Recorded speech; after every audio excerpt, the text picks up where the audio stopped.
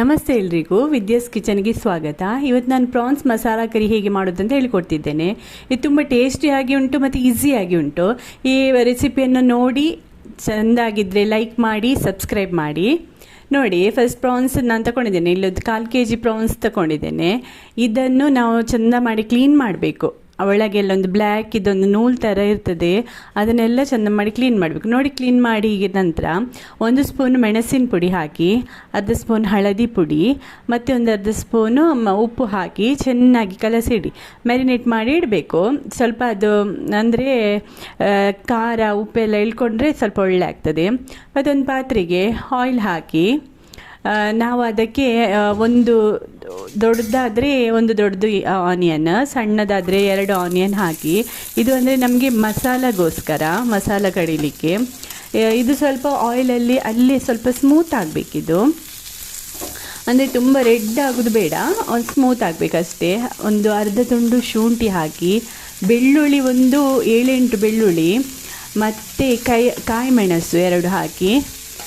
ಖಾರ ಇದ್ದರೆ ಕಮ್ಮಿ ಹಾಕಿ ಕಾಯಿ ಮೆಣಸು, ಖಾರ ಇಲ್ಲದ್ರೆ ನಂದು ಅಷ್ಟು ಖಾರ ಇರಲಿಲ್ಲ, ಅದಕ್ಕೆ 2 ಮೆಣಸು ಹಾಕಿದ್ದೇನೆ. ಮತ್ತು ಸ್ವಲ್ಪ ಉಪ್ಪು, ಅದು ಅಂದರೆ ಸ್ವಲ್ಪ ಬೇಯಲಿಕ್ಕೋಸ್ಕರ ಅಷ್ಟೇ, ಸ್ವಲ್ಪ ಬೇಯಲಿ ಇದು, ಅಂದರೆ ಆಯಿಲಲ್ಲೇ ಸ್ವಲ್ಪ ಸ್ಮೂತ್ ಆಗಬೇಕದು.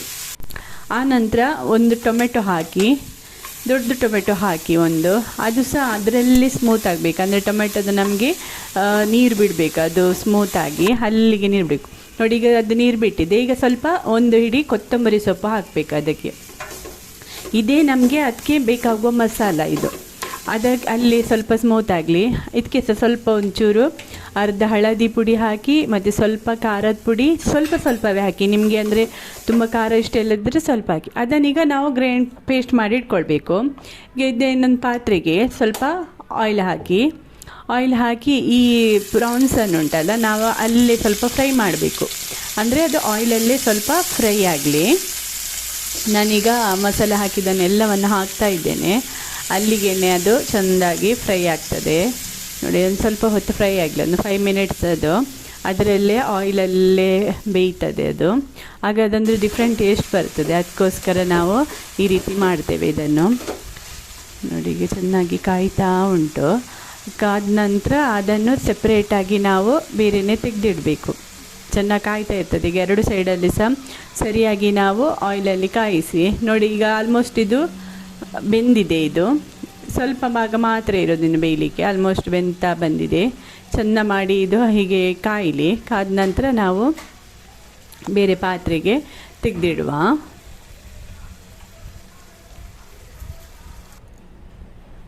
ನೋಡಿ, ಇನ್ನೊಂದು ಪಾತ್ರೆಗೆ ನಾವು ಶಿಫ್ಟ್ ಮಾಡಬೇಕು. ಆನಂತರ ಆ ಪಾತ್ರೆಯಲ್ಲಿ ಸ್ವಲ್ಪ ಆಯಿಲ್ ಇರ್ತದಲ್ಲ, ಅದಕ್ಕೇ ಸ್ವಲ್ಪ ಆಯಿಲ್ ಹಾಕಿ, ಅಂದರೆ ಕಮ್ಮಿ ಇದ್ದರೆ ಹಾಕಿ, ಇಲ್ಲದಿದ್ದರೆ ಅದೇ ಸಾಕಾಗ್ತದೆ. ಸ್ವಲ್ಪ 1 ಸ್ಪೂನ್ ಸಾಸಿವೆ ಮತ್ತು ಕರಿಬೇವು ಹಾಕಿ. ಕರಿಬೇವು ಮತ್ತು ಸಾಸಿವೆ, ಅದು ಕರಿಬೇವು ಪಟ್ಪಟ ಅಂತ ಸಿಡಿದ ನಂತರ ಒಂದು ಆನಿಯನ್ ಹಾಕಿ. ಅದು ತುಂಬ ಸಣ್ಣಗೆ ಕಟ್ ಮಾಡಿರಬೇಕು ಆನಿಯನ್. ಸಣ್ಣದು ಕಟ್ ಮಾಡಿ, ಅದು ಅಂದರೆ ಮಸಾಲದೊಟ್ಟಿಗೆ ನಮಗೆ ಅದು ಸಿಗ್ತದೆ, ಆಗ ಒಳ್ಳೆಯದಾಗ್ತದೆ ಅದು. ಅದಕ್ಕೋಸ್ಕರ ಇದಕ್ಕೆ ಸಹ ಒಂಚೂರು ಅರ್ಧ ಸ್ಪೂನು ಒಂದು ಸ್ವಲ್ಪ ಹಳದಿ ಪುಡಿ, 1 ಸ್ಪೂನು ಮೆಣಸಿನ ಪುಡಿ ಹಾಕಿ. ಅಂದರೆ ಈ ಮಸಾಲೆದು ಕಲರ್ ಚೇಂಜ್ ಬರ್ತದೆ. ಆನಂತರ 1 ಸ್ಪೂನು ಕೊತ್ತಂಬರಿ ಪುಡಿ ಮತ್ತು ಅರ್ಧ ಸ್ಪೂನು ಜೀರಿಗೆ ಪುಡಿ ಹಾಕಬೇಕು. ಜೀರಿಗೆ ಹುಡಿಯನ್ನು ಹಾಕಿ ಚೆನ್ನಾಗಿ ಕಲಸಿ. ಆನಂತರ ನಾವು ಗ್ರೈಂಡ್ ಮಾಡಿಟ್ಟ ಈ ಮಸಾಲೆ ಉಂಟಲ್ಲ, ಅದನ್ನು ಅದರೊಟ್ಟಿಗೆ ಚೆನ್ನಾಗಿ ಮಿಕ್ಸ್ ಮಾಡಬೇಕು. ಅದು ಅಂದರೆ ಅಲ್ಲೇ ಚೆಂದ ಮಾಡಿ ಕಾಯಬೇಕು. ಆ ಮಸಾಲೆಯೊಟ್ಟಿಗೆ ಕಾದು ಸ್ವಲ್ಪ ಎಣ್ಣೆ ಬಿಟ್ಟಾಗೆ ಆಗ್ತದೆ, ಅಷ್ಟು ನೀವು ಕಾಯಿಸಬೇಕು ಅದನ್ನು.